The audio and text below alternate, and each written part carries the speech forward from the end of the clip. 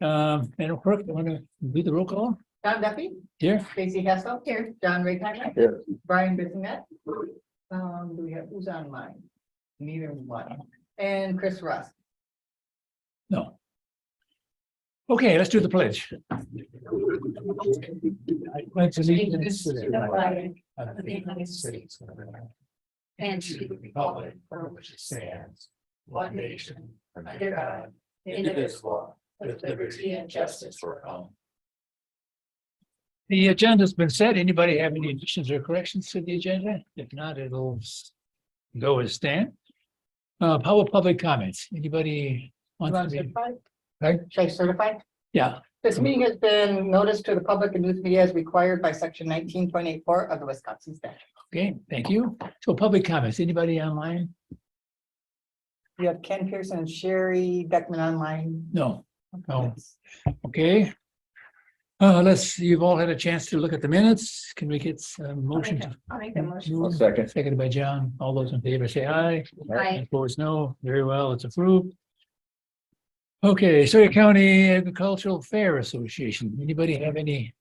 I'm assuming they're planning for August event, so we'll just keep them On the on agenda? there, but I think because he works, he has a hard time, but I told him to email Lynn a report. Okay. Okay, I'm sorry, do we have a liaison for the Sawyer County Fair from the county? Like we used to, Ron Kinsley used to be that. I don't have that list in front of me. So maybe they could work on getting a report or something. they had some fundraisers, didn't they? They have any success? I don't think that they've had fundraisers lately. Did It they? was this fall they had, but I don't know. No, okay. So let's go on to the University of Wisconsin. All right. Yeah, good morning. Just a couple updates for you. The most recent one is there was a grazers conference in Shell Lake over the weekend. Grazers? Grazers, G-R-A-Z-E-R? yes, for farming. For crops and soils and all that kind of thing. So they traditionally have that every March at the community center there, and they pack in like sardines. So it's well attended, and I'm sure Kevin will give an update in his quarterly report as well as part of it. Also, the camp plan and all kinds of other things through 4-H. So we're busy doing our thing. We're also offering real colors here for the Sawyer County staff later this month. So that's my update. So how many people are on your staff? That's good.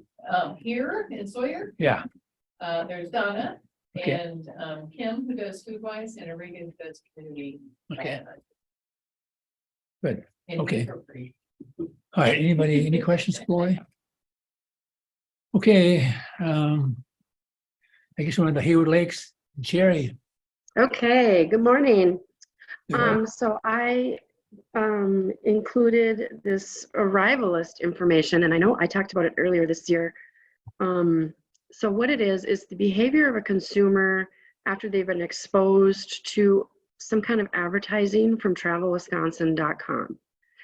So let's say you're on your phone and you're looking up ATV rentals and an ad comes up, and then you open it and it was a Travel Wisconsin ad, then it would follow you to see if you actually arrived in Wisconsin or moved around in Wisconsin after you saw the ad. So that's kind of the premise of this. So it's kind of exciting data. This was all for 2022. So if you look at the very top there, it says visits by month. So the little percentages that they gave me are from the previous month. So like January to February, there was a 6% increase in the number of people who visited per month. So it just kind of shows you again, that July is the busiest month. And then it looks like August, and then June, and then September. Days of the week, we're not surprised there. Friday is the highest day of the week that they're arriving, then Saturday, and then Thursday. Arrival by state. So they did have data from 2021 that we could compare to. So interesting, because the highest percentage of people who saw an ad and then actually came to Sawyer County was from Minnesota. And it was down a little bit compared to 2021, and Wisconsin was up a little bit compared to 2021. And again, in all the research that I do, usually Minnesota and Illinois are kind of, for the people who are looking at our information, like through websites and stuff. But interesting to see that Minnesota beat Wisconsin, because Wisconsin is the biggest state to look at all of our information and ask for information about our area. So, but again, this is just somebody who watched a Travel Wisconsin ad and then traveled. So then the average length of stay was 1.8 days, and which was a little bit down from 2021, which was 2.2. But if you look at that little graph on the left, it says counties visited. And then to the right of that, it says LOS, which means length of stay by county. You can see that the northern part of the state, they're staying a lot longer. And I think it's just we have more things to do, more outdoor things. And the rule of thumb has always been you want to have, for every hour you travel, you want to have like 6 hours of activities. So I think they're coming here and they're like you said, we're showing you they're staying almost 2 days. So they're doing things when they're here. So what we did was, it was called geofencing. So if you look at that little graph at the top of the right-hand corner, it's kind of small, but it shows you by month. So what we did is we geofenced Main Street, and then we could pick one other point of interest. So we picked Hatchery Park, just to kind of see, you know, who's coming and how many, you know, hits we're getting. So if you look at Main Street, so the highest months that, you know, were saturated were July, August, June, and September. But the ones who saw the ad and then actually made it to Hatchery Creek Park, the months were December, August, July, and June. So it's just fun to kind of get some of this information and see what behavior is of the consumer and what they're doing. And it's a little creepy because they're, you know, tracking you, but it does give us a little bit of information, and it's very interesting data. And let's see. Oh, then that little state picture down at the bottom corner, the bottom right corner, that's just showing you how they arrive. And the darker the blue, the more concentrated. So it's kind of hard to tell, but that is the United States. And then those are, you know, Wisconsin, Minnesota. But it's interesting because it looks like a lot of people from other states are actually, you know, looking at an ad from Travel Wisconsin and making it into Sawyer County. Any questions on this stuff? I hope I can answer it. Anybody have any questions? No, that's good, Sherry. Okay. All right. Tomorrow I'm headed to Madison. I'm going to meet with some legislators, some new senators, and we're going to talk tourism. So I'm looking forward to that, being on their turf. Okay. So shall we move on? So Yeah. let's, you have any more now, Sherry? Nope, I'm done, unless you guys have Okay. questions. All right, thank you. Yep. Northwest Regional Planning, Sheldon, good to see you. Yeah, good to see you too as well. It was a fun drive this morning to get here. I don't know about you all, but we had about 8 inches of snow last night, so it was fun. At any rate, just wanted to pass on some sad news. Tom Mackey, he was our executive committee board chair, passed away last week. He was also the Washburn County board chair in Washburn County, so unfortunate with that. He had some heart issues, and just his health was not where it should be, so. How old was he? 77, I believe it was. No, the service is Thursday. Thursday, correct? Yeah. Yeah, so we'll certainly be missed, for sure. Yeah. I'll hold off on talking about the broadband feed application until it's further down the agenda, but I'll just highlight just a few things that are happening in the office. Our household head that was program, which we use the RIGA for coordination here at Sawyer County, has been set, for the 9 counties that participate. We started, new this year are some Saturday events. In the past, our HHW program used to be all Saturday events only. Starting 2023, we will have 2 Saturday events rotating every year. So at some point in the next 3 years or so, Sawyer County will have a Saturday event. Versus the weekday event that we traditionally are having. Those events on Saturday run from 8 to 10. This year we're doing Fayetteville County and Taylor County. Also are the housing program, the community development block grant program, we administer your revolving loan funds. There's lots of funds available yet in the county and more so in the regional program. We roughly have about 1.3 million in the regional program that's available for 0% deferred payment loans for qualifying applicants to make home improvements. We know that during the pandemic, costs were high, labor was high. Not that labor is not high currently, but construction materials at least were pretty high. We think that a lot of people kind of sat at the sidelines for doing repairs in their home. So we're hopeful that we'll see a little bit more uptick in activity in calendar year 2023 and 24 for that program. Ken Pierce, is Ken on the line? Ken, are you on the line?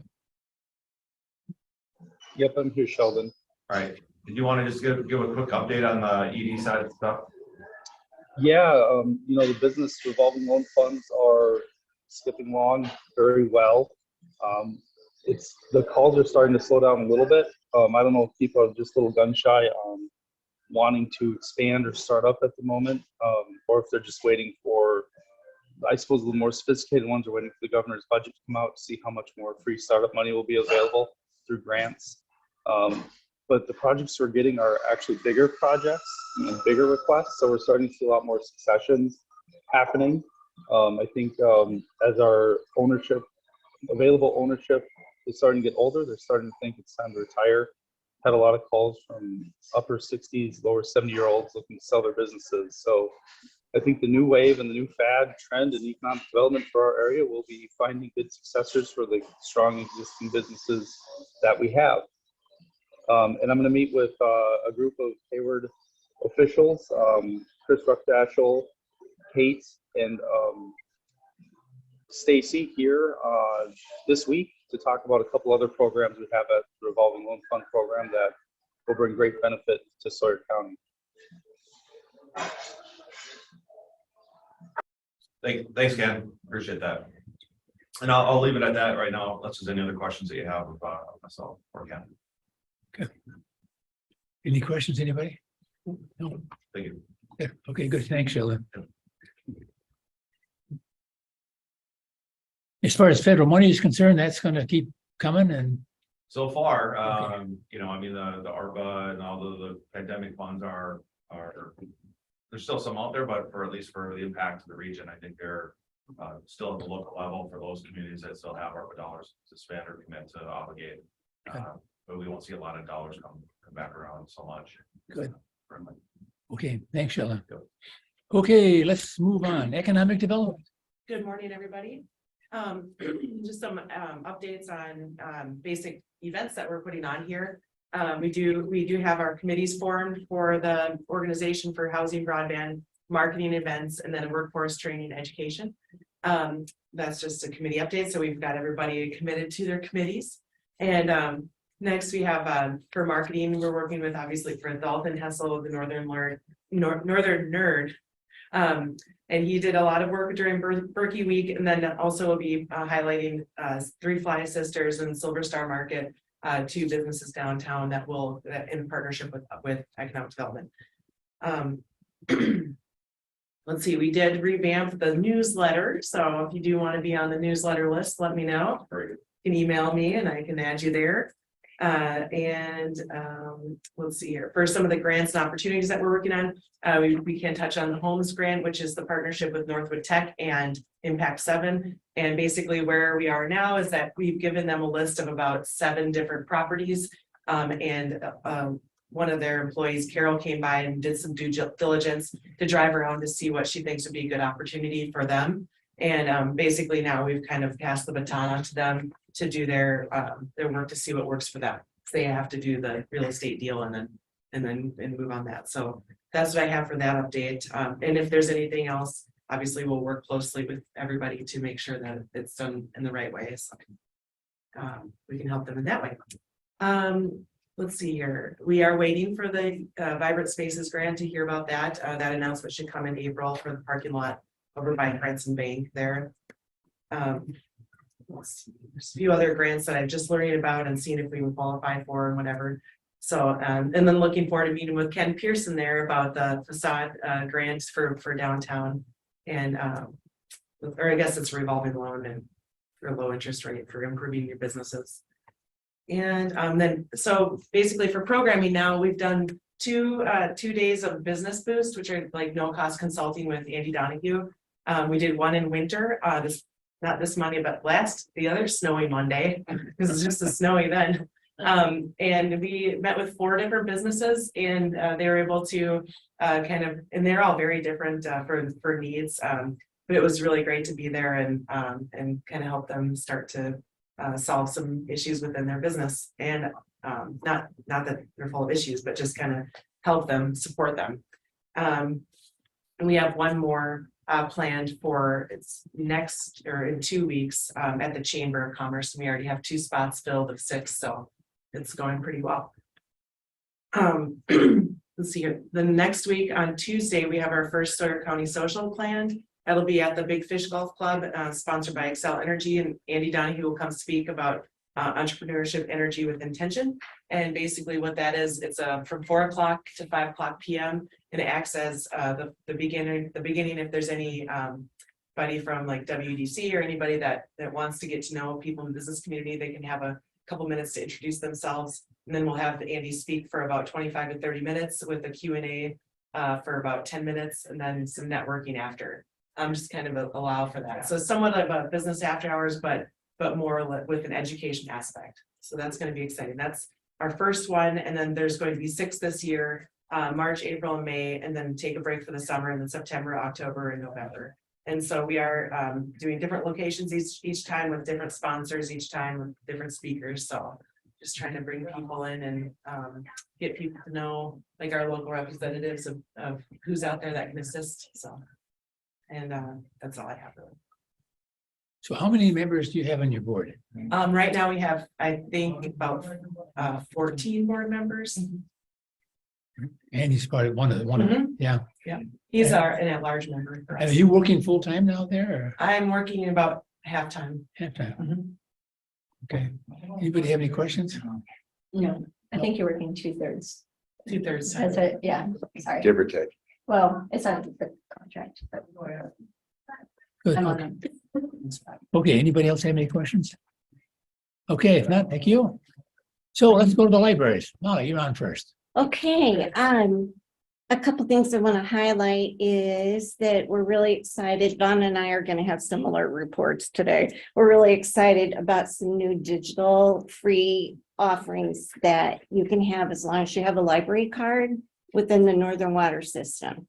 Or is it statewide, Donna? I think it's our system. our system. Yeah. So they're already released. We have Creative Bug for libraries, Transparent Language, and Canopy streaming service, and Canopy streams popular movies. So all you have to do is get a library card, which doesn't cost anything, and people will be able to access. Oh, and the New York Times and New York Times cooking selection. So we're excited about offering that to people. And I think I talked about the STEM kits that we were able to get last month. We did a grant with the Ashland Public Library. And we right now we have a display and we're showing Oscar winning movies every Thursday afternoon.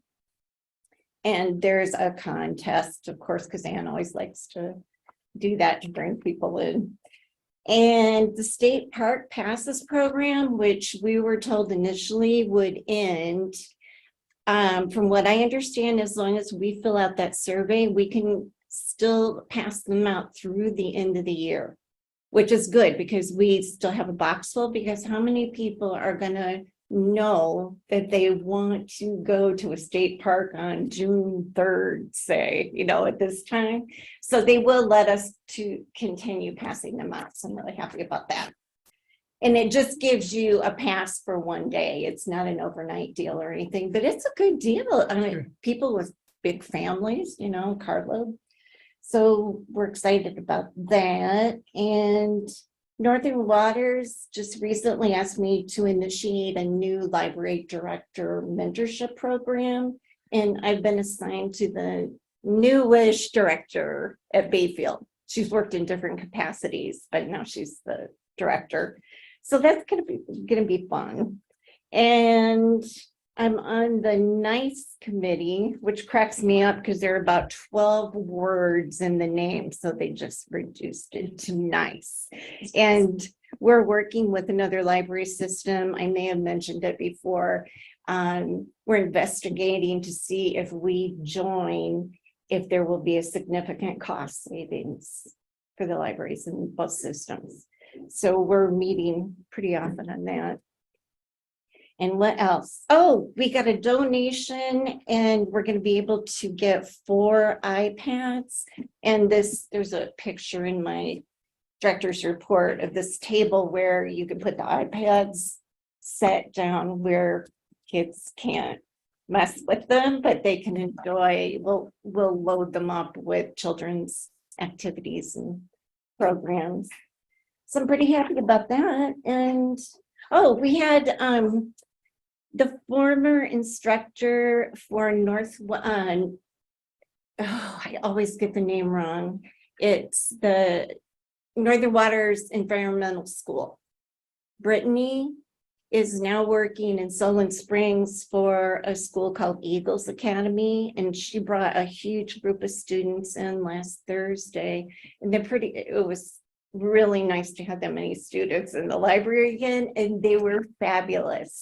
They each had a topic that they needed to write a paper on. We knew about it ahead of time, so we knew we had the materials, but we made them look for them. We just made sure that they were there because surprisingly, and these kids are really smart, a lot of them still didn't know how to do research. So it was, it makes you feel good when you can help kids like that.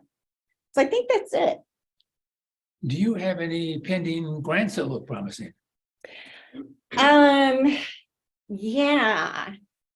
I'm trying to think. Well, no, that was a donation. We don't have anything right now that we're writing. Okay. Yeah. And then at one point you had talked about going fine free. So did you do a economic impact of what that would? I have not had a chance to do that because I've been working on these other programs, and I'm loath to bring it up to my library board because I don't think they're going to be very happy about it. So I do, Donna, have you gone fine free? Yeah, we've been fine free. Yeah, almost every library in our system is besides us. But honestly, I will have to find where that money will come from. Well, that's my question is, what are you talking about? Like, if you went fine free, what impact did you see? I was at a meeting with your representative from the Northern Waters, and she couldn't tell me a total. Nobody's getting me a total of what that looks like. Oh, Sherry? Correct, yes. Yeah. And so that's what I'm wondering, like, so if you go fine free, but then you're asking the municipalities for money, we're basically paying for people to not turn in their books or material on time. That's So just wondering what that impact is. She said everybody in the state is going to it, but so then is everybody in the state asking for more money from their municipalities? That's my question. I know that's why I have not done it yet, to tell you the truth. I need to see the numbers myself to see if it's We've been feasible. fine free prior to me. So we've been fine free for about 12 years. What? I did not Mhm. realize that. Yeah. So your community gets them in on time, so you don't have to. worry. Well, they're Well- late, but what you do is, they're not able to come. We felt that the impact prior, when you have a final in place, limited people from coming in and using the libraries because they were worried. They clear up the account, believe it or not. We find very few outstanding overdue items at our library. They just seem to, Wow. yeah, they may get it in a little bit late, but they do return the materials because they can't use the computers, you know, their services or opportunities to use the services are limited, can't use computers and can't check out material. If they don't turn it in. If they don't turn in the books, Mhm. yeah.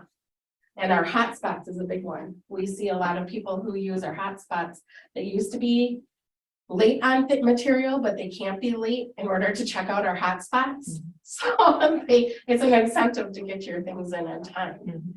Otherwise, I feel in our community, there's no research behind it, but I just know that families from lower economic status would just totally not utilize the libraries at all. And then the kids don't get the opportunity to come in and use it. So I don't know, it kind of works out. That's the basic philosophy behind that, I think. Right, but no matter your income level, you can still turn things in on time. Yeah, and That's not. they do, Exactly. yeah. They do. But the pressure of having to pay for those fines is off of them. And they used to go to different libraries in our system if they racked up a huge fine. Yeah. You know, Or even not, like if they have overdue items at my library, they wouldn't be checking out things in Hayward. So there's still accountability there. They can't say, somebody from Hayward can't come down to us and have a bad account in Hayward and be able to check out things in our library. Okay, So they can't play that game either. so as long as they're in that Northern Water system, Yeah. they would be accountable. Yes. Thank you. Just wondering what that total would still be. Okay. I'll let you know as soon as I. Molly. Oh, yeah, Winter, what's? Sorry, I kind of jumped in on your stuff. Okay, so some of the things she had brought up that our park pass was important. We had a lot of people who were really interested in getting those free. It's a pilot program that started, and I think with Hayward and Winter and a few other in Northern Waters were able to secure park passes from the DNR for the state parks. But with patrons at my library, they were like, well, we won't go in the winter time, and it ended like March 31st, I think. And so it was nice that they extended it. So now that if we filled out the survey of how it went in our library, we can keep the park passes. Winter received 50 of them. And of course, we have a couple of state parks in our area, so it's really nice.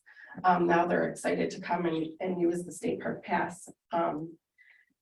One day for that. You had mentioned grants. We have 2 grants that we had written. I was early on the front end of it, so I got it in way before the deadline, so now I have to wait.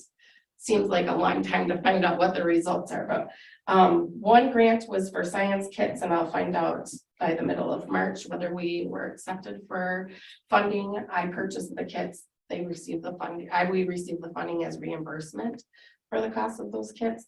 And then the other one was a circulation. So we were able to get children's juvenile or young adult books. It's a 2/3 matching grant. So we would receive $1,200, and I think we'd have to raise 400 of that 1,200 to get the full 1,200 basically.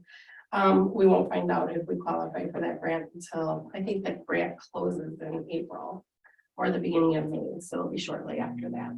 But I put it in December, so it's a long wait. So are most of your grants federal or state? No, they're actually organizations. Okay. Other organizations that create grant opportunities for rural libraries.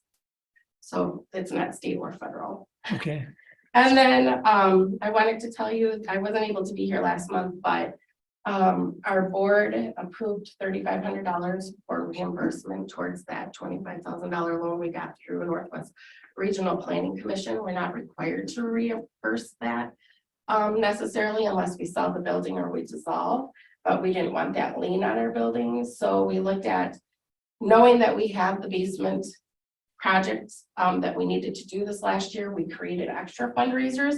So we took those financial statements from the net profit that we received from those extra fundraisers. We started last year, and it was about $3,500. So do you have, is the work done or just The the work money? is Right? all done. It's all done. We just want to get that, Yeah. you know. Okay. We know it's going to take us several years, but we just feel like, baby steps, and we'll Yeah, good for you. eventually. Because who knows what future costs are gonna be, and so we don't want to have that on our, as a, on there.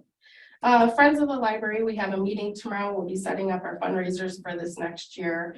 Our biggest fundraiser is our 10K and 2-mile race, so I'm putting out we get sponsors for that.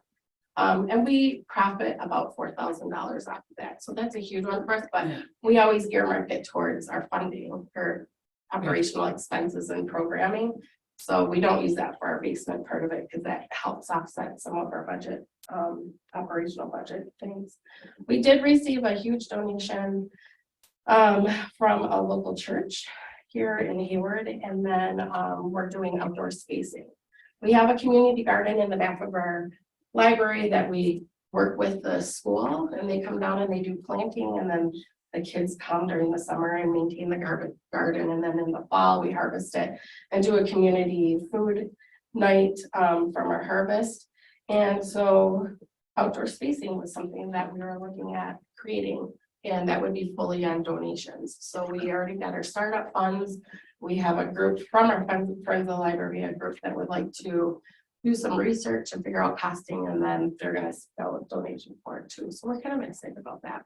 We It's an got that improvement. same donation. That's what I'm using towards the iPads. So we're excited about, moving on in this year and adding more programming. We do March 22nd. We have a birding one, a backyard birds. We have a birding group in winter, and they're going to come and do backyard birds. And so just that kind of a fun good. thing that our community looks forward to. Okay, thanks, Donna. Anybody have any questions? Okay, if not, let's move on. Motorized trail. Kathy's not here, and you've got a report from Ben on the rookie. Great success. Now they start planning for the 50th next year. Okay, let's go on then to broadband. Andy. So just there is the READ funding, so that's giving federal dollars going to the state. They're distributing to counties and tribes. It's money we're going to get. The dollar amount is a little loose depending on how many counties opt into it. Counties and tribes opt into it, and then how you do it. If you go, what it stands for is broadband equity access and deployment. So it's a planning grant to kind of plan the next steps to get internet for all. That's what their goal is. Obviously, we have a lot of projects ongoing right now in the county. So this would help us take a look at what areas we have left to do. You can go about this on your own, or they kind of encourage you to go with region. If you go with the region, you'll get 10% more money. I said it's loose depending on how they divide up the money, how many people opt in, because there's 1.5 million total. If you went solo, they estimate on average you're going to get 16,816 to do this work. If you go with the region, you'll get closer to 18,500. So it gives you a little more money. Also, the regional, going with the region, I anticipate most counties are going to run into the same obstacles and roadblocks in this area. A lot of us have local telephone companies like Mosaic and Nervado that are doing projects in all of the surrounding counties.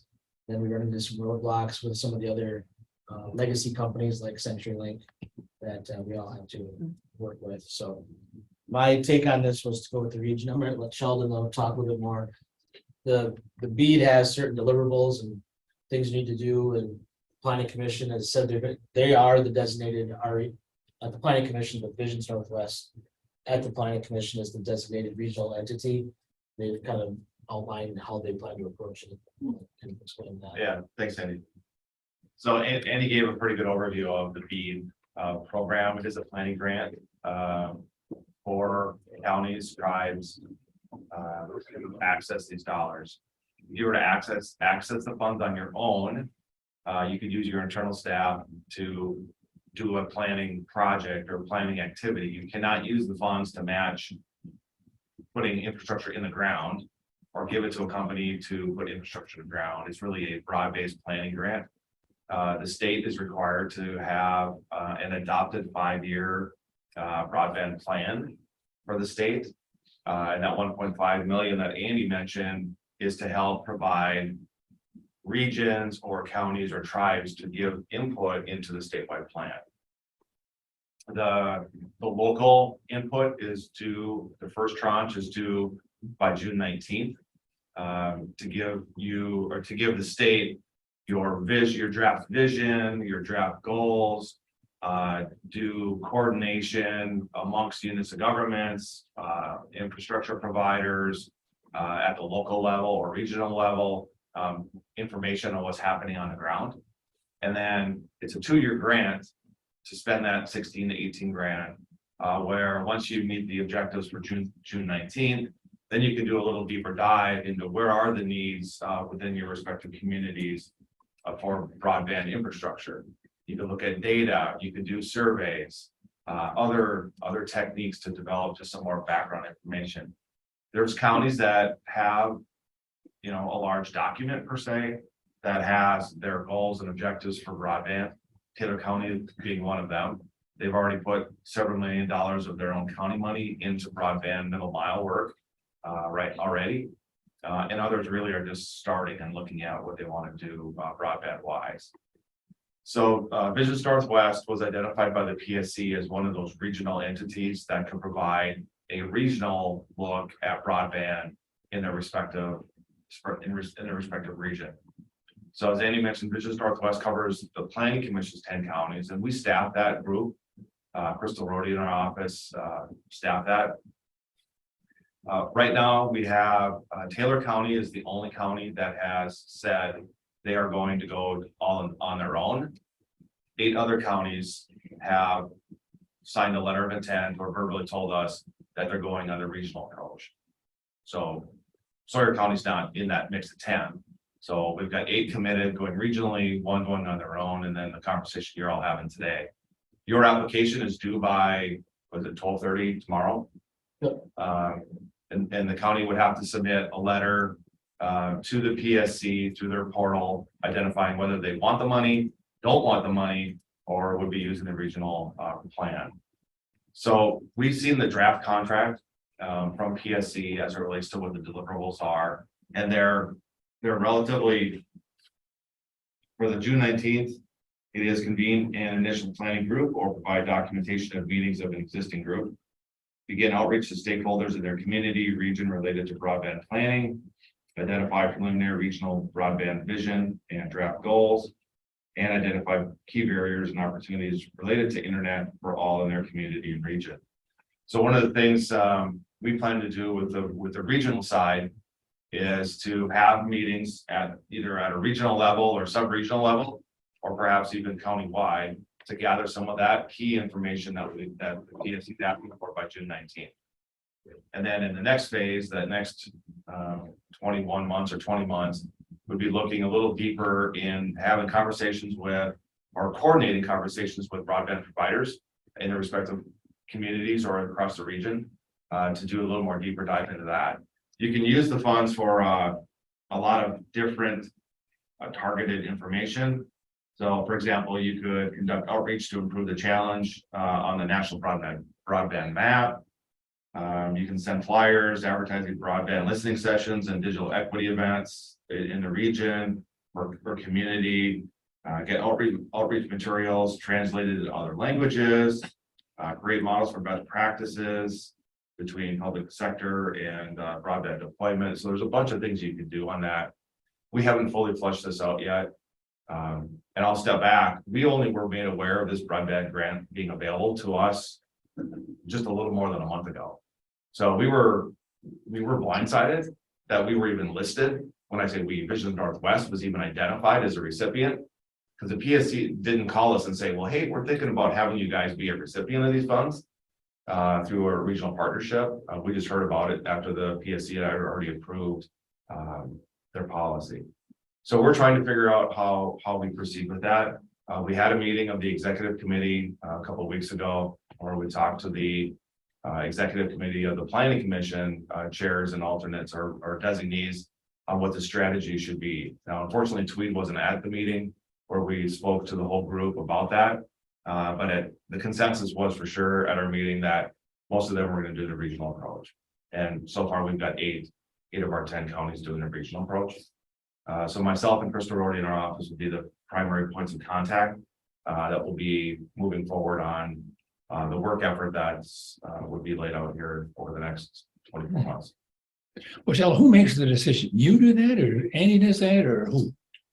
Whether we go with the region or not. Yeah, I brought it here. Yeah, I'm recommending going to the region, but I wanted to make sure so who do you bring it to?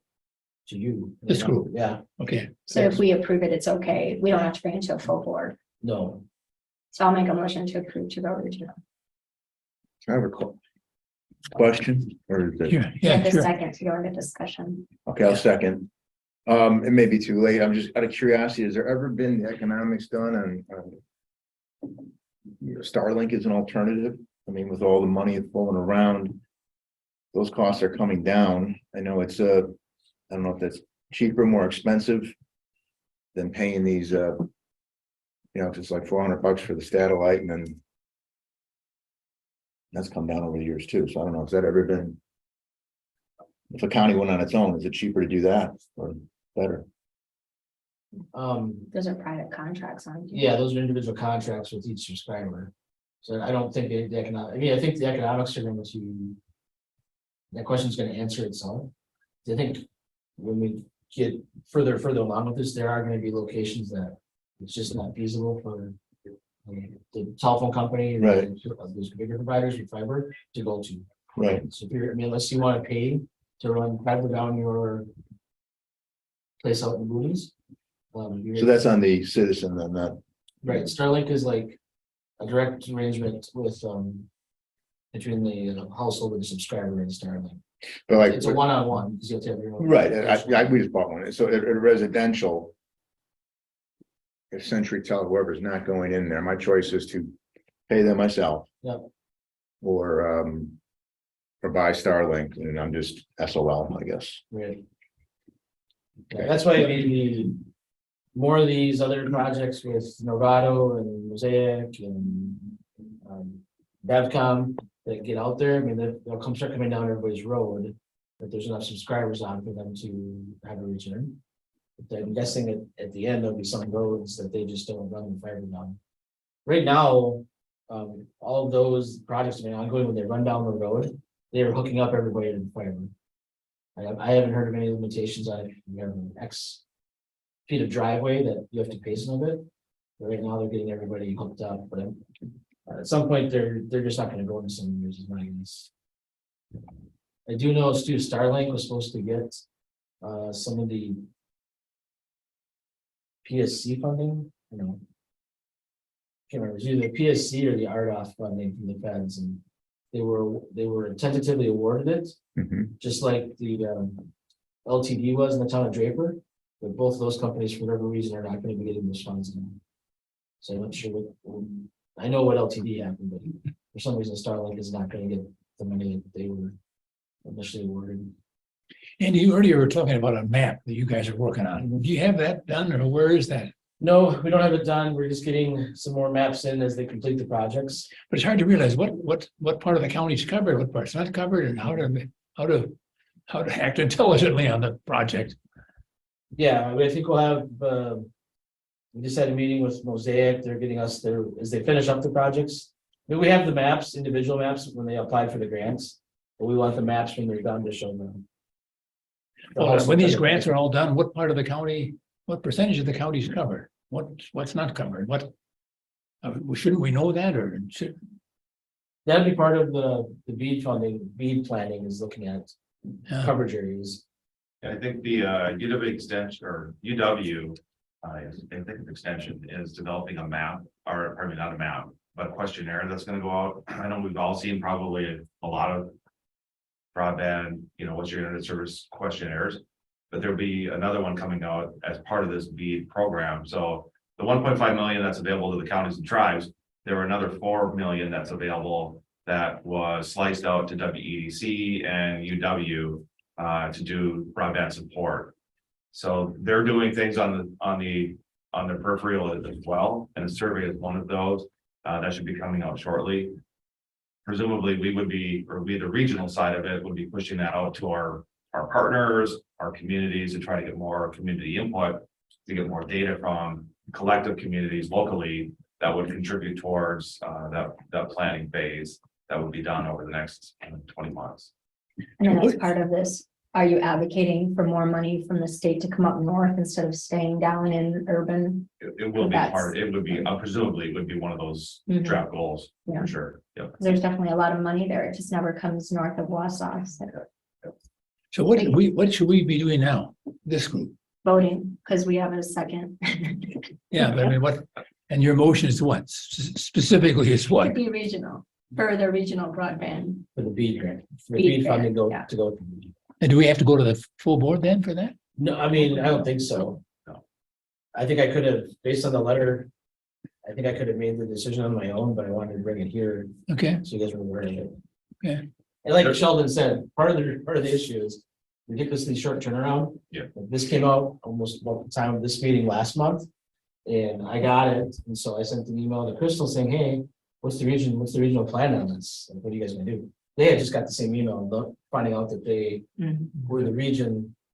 But they wanted to, like Sheldon said, the deadline to let the state know is tomorrow. And by voting, we're not giving up any money. We're just saying that we want to. you're basing that basically on Andy's recommendation. That is correct. We don't know. We all know that we need broadband. Andy's our broadband guru. So yes, that's why I'm basing it on. Yeah, and then just a point on the dollars. So it's a small amount per county that will be used regionally. So none of those funds are being passed back to anybody. It'll all be used at a regional level to develop that process. And we expect, because of the limited dollars that are available, we won't be doing county-wide specific broadband plans. It'll be more of at a regional level process. So the motion basically is based on what, the motion is based on Andy's recommendation. We're going to move to approve it. That is correct. And Yeah, Sheldon's yours- capabilities. Yeah, I agree. And John, you second that? with I Andy's seconded it, name on yeah. it? Okay, I like Starlink better, but I understand. okay. All those in favor then say aye. Hi. I oppose. No, very well, it's carried. So we'll leave that on the agenda for next month and God only knows what'll happen Yeah, we'll next be month. getting, as the region gets into this, there's some deliverables already in June. Well, I think, based on the conversation that Sheldon and I had last week, Okay. probably be able to send somebody from the county to be a part of the regional process. Looking forward, how long is this going to take before this is finally done? The broadband infrastructure. Yeah, Years, right? I mean, there's not enough. I'm gonna say this, but there's not enough money out there right now to put fiber to the ground for everybody, Yeah. right? Unless the private companies step up and put it in themselves and they have a customer base that will pay for it. but I assume that before we're complete here, those areas that are not going to be covered are going to be in here screaming about you aren't giving us, our equal share of the tax dollars and, That'll be No, paid. by then they've gone to Starlink. yeah. Well, it's also a quality issue too. Yeah. So I mean, it's a Yeah. ongoing Okay, dilemma. And sadly, I think often the time comes back, well, you choose to live there. Oh, Go get your Brewer Stadium. Have fun. okay, well, we'll leave it on the agenda for next month. Okay, let's go to the DNR nursery. Hang on. I'm sorry, you have more? Yeah, I just want to give a quick update. So you can see, as far as an update in other projects. So like I said, I met with Mosaic. They're wrapping up their second project. And then also Bevcom and Charter applied in the most recent round of PSC applications. So this is kind of the map that Bevcom gave us to show us where the territory they're applying for. So this is not quite down to the county line, but pretty close, but it's Radisson to Coudray and kind of the block in between them to the south.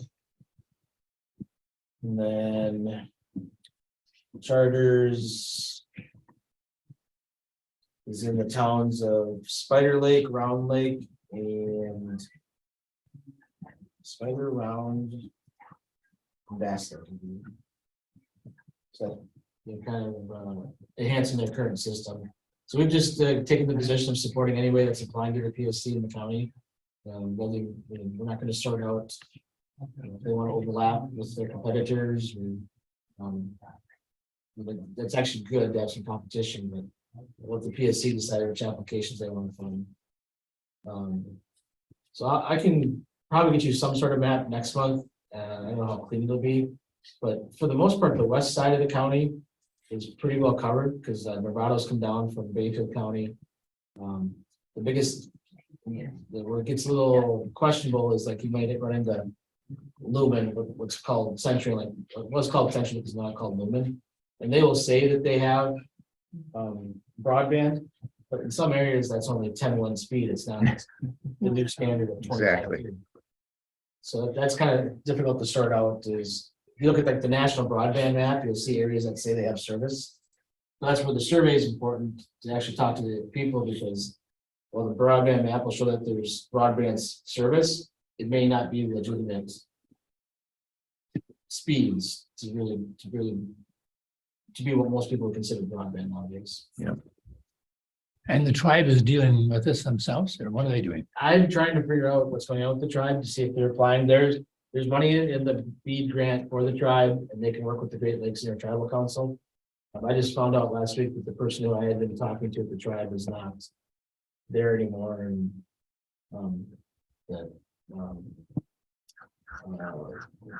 Jordan, what's it? are you working with Jordan? No, And Jordan? they told me to reach out to Jason or yes, Jason O'Brien? yeah, and Jason O'Brien. Mhm. I'm trying to do broadband right now, so. Okay, good. Thanks, Andy. Get your hands full. So we'll leave that on the agenda for next month. Okay. Okay, let's go to the DNR nursery. What's the scoop there? All right, this is kind of a conversation that's been ongoing since probably the beginning of winter, and I'm not honestly sure where it started. But let me pull up a map here. So I've heard about this from a few of our county board members, city council member. I think Sheldon heard about it in one of his meetings over in Spooner. But everybody knows that we have some limitations in a lot of areas, but very much in Sarah County as well, with housing or getting housing developed. It's probably one of our Achilles heels to grow our economy here. Just blow up this map a little bit.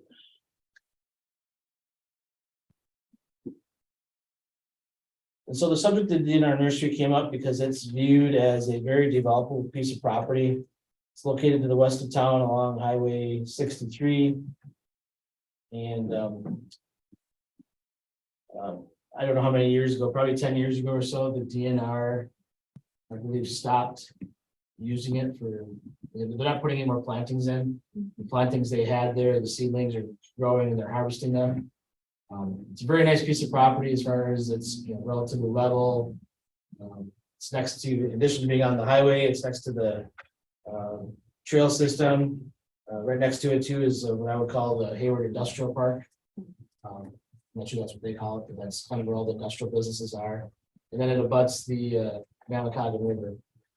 So we, this topic came up, is what's going on there, and should we try to encourage the DNR to divest of it or do a land swap with us so that you can make it available for development? The DNR has come back quickly and said that they need the property, but there's some questions as to whether or not they need it, why aren't they using it? Because it's not doing much. I think the nursery used to be a real vibrant type of place, and it's a benefit to have here, but if they're not using it anymore for that program, there are other places they can take what they are doing. So there are some buildings there.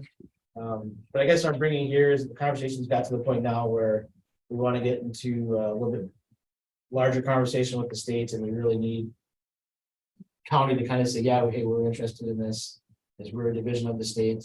And if we get into questions like swapping land, like is there some county land somewhere else that we could swap and then have this and then make this available for development? That might be an option. Or even if we're pushing at the state level, we've been working with the legislators already. They've kind of been in communication with the DNR. If you want to ask them, they'll push a little harder on getting answers as to how it's being used, or looking at the feasibility of continuing as a nursery. They kind of want to know that the county is there to be a player or to receive the property. So is there a committee working on this? There's really not a committee, I would say. I know, say, Mr. Righeimer's talked to me about it. Jim Miller's on the line. He's talked to me about it. Tweed, Ron Kinsley. I don't know where it came up, but it kind of conversation started a few months ago, and we've moved along with the legislators to try to find out what's happening there. Okay, so we just leave it on the agenda and follow it along? Yeah, I guess I want to make sure the committee doesn't have any problems with this, that you maybe see this as something we should be pursuing. Because it's at the point where I need to be able to say to the legislators, yeah, the county is. When you say we're interested, what is, we're interested in purchasing it and, or looking at a different area? What is our land mass that we could swap? County forest land.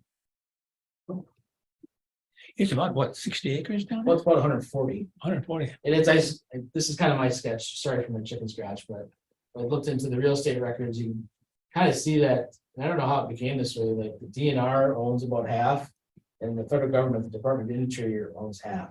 Hmm. And they own like different parcels within that nursery. But I think for like, well, we've had conversations with the Economic Development Corporation when they put together the housing proposal for Northwoods, Northwood Technical College. They went out and kind of looked at what's available for stock of developable properties. And there are some out there, but there's not a lot of property that's this ready to be developed. Good. Andy, Okay. do you need a formal decision from us? Yeah. I think this is an extremely important project in light of what I've continually heard is a housing shortage for, I know there's different terms you can call it, economical housing, what have you. So I would make a motion that I don't know how to say it, I would make a motion that we are interested in buying and or doing some sort of land swap and seeing what we can do, I guess, to work with the legislators to, I'm not sure DNR is going to work with us Right. directly, right? So they're gonna have to be told Mhm. or forced to do something. So I make the motion that we are of interest in pursuing this. Okay. I don't think I can. I think I have to abstain because I work for a state legislator. So I don't know if I can, because you're asking me to, But all we're doing is showing interest in this. Right. then I make the second for showing interest there. Yeah, yeah. Can I just ask, Jim Miller's on here too. He's been, maybe I want to make sure I'm covering it. What him and I had talked about. Andy, this is Erika. Can you guys hear me? Yes. Hello. Oh, okay. I remember last time Hal Helwig and a representative from the state came. We went to visit, and that was it. The state got in them in there, and they said, "Do not enter." And so they blocked. We were showing it just like as an asset of the county, but the state kind of got very defensive, so we didn't proceed. And so we kind of left it at that, realizing that I know I like that the conversation for the nursery is back, but I want to give a little bit of background.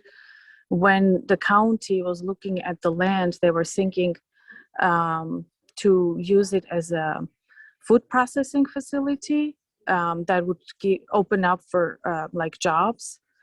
And because the area there is soil that is very clean, organic.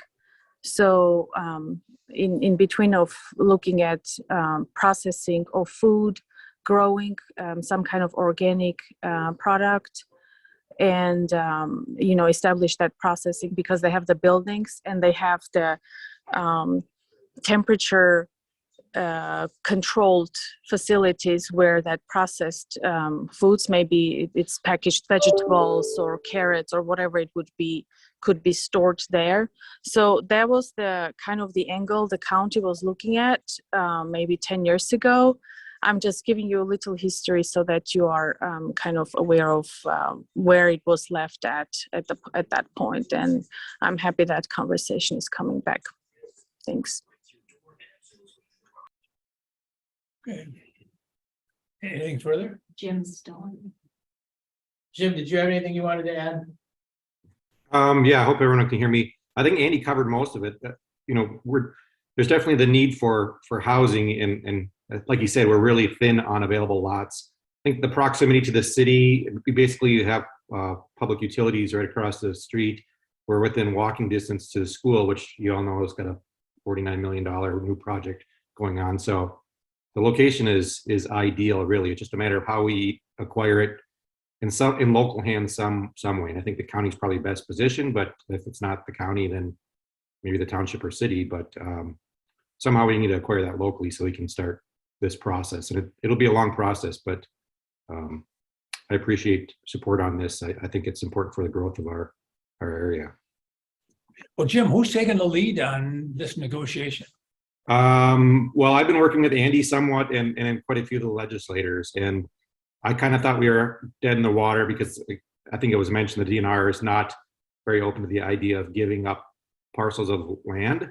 But my understanding is that the legislature through the budget process can essentially buy and sell land. So if we work with our legislators, they can possibly write this into the budget, which is a biennium budget. So that's probably maybe our best crack at it, is to get the legislators to see the importance of housing, which I think they all do. And then, But are you doing the negotiations?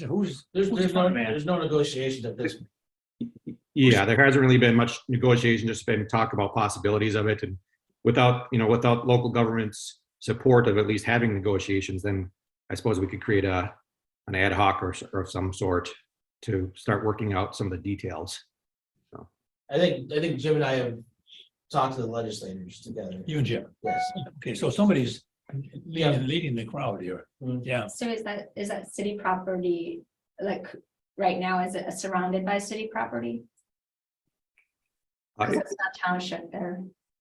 it abuts. Yeah, it's to the north east. Well, that's a good idea. I think we all support it. So carry on. You know, anything further on that? Tom, there's still a point of order. There's a We have a motion. motion. Oh, I'm sorry. Yeah, all those in favor? Aye. Aye. Opposed, no? Very well, it's carried. Okay, any further on that, Andy? Nope, nothing there. Okay, then we go to Historical Society, and I assume we don't have much on that either. No, but I'm thankful that you keep putting it on there, because I think that they will come. with more Eventually, information. Yeah. yeah. I don't know who's the spokesman down there. I don't know who's leading that. Well, the gentleman that was here last month, but he said that he wasn't getting the emails. And so then I told Guy Houston, because he's on the board, Yeah, and he said that he would come to the meetings, but I haven't. I talked to him too about coming, Okay. and he was gonna come, but And at one time it was removed from the ongoing agenda, so I removed him from the name, but he's back on. he's So on. he got this Okay. last one. Well, And you said Guy is, Jim Ferguson, I think you may want to add Guy if you have his email. I don't have his email. I'll find well, out. we'll just keep it on. Mhm. Good. Okay, anything else we want to put on the agenda for future meetings? Anything else we should talk about, other than the weather? I have a question. I'm on the housing committee for the economic development, and there was a housing study back in 2000, was it 17? Is that correct? 18. And so trying to figure out who, so that economic development, not our group, but the Surrey County LCO paid for that. Is there a chance that we could get that done now? I mean, when you're looking at acquiring that land and having that study done currently, is that the responsibility of the county or the housing through the Surrey County LCO? Either one, I suppose, Okay. or together, I guess I can put together and see what getting an update. I've read through it, it's on the, things have shifted enough that it probably needs an update. Yeah, 6 years ago, I mean, a lot has happened, especially with more people moving here because of COVID, but so I know that this is, Kozak did it last time, but is that the responsibility, so that I don't want to put that on Kate if there's somebody else we should be contacting for the housing. Gosh. Bruce Paulson was a major player in getting that one going, But he's moved and he's, Right. yeah. right? And I don't remember, I guess I don't remember, I read through it, but I remember you It said was, it's done internal by, it was done by the we economic had a development. part-time person Yeah. work on it. I guess, well, how about this? I'll look at Kate and look through it, but I'll talk to Sheldon too. See if there's any ability. I mean, I don't think anybody internal is gonna do Yeah. justice to get it updated, so we'll see what options there are and Okay, somebody updated what that's gonna cost. that would be great. But yeah, last time it cost about $5,000. I know that that was 6 years ago, so it's gonna be inflated, but just to get a better understanding, even for the builders of what's needed, maybe. Thank you. It's a big undertaking. Okay, if there's no further issues, we'll adjourn. Thank you all. Thank you.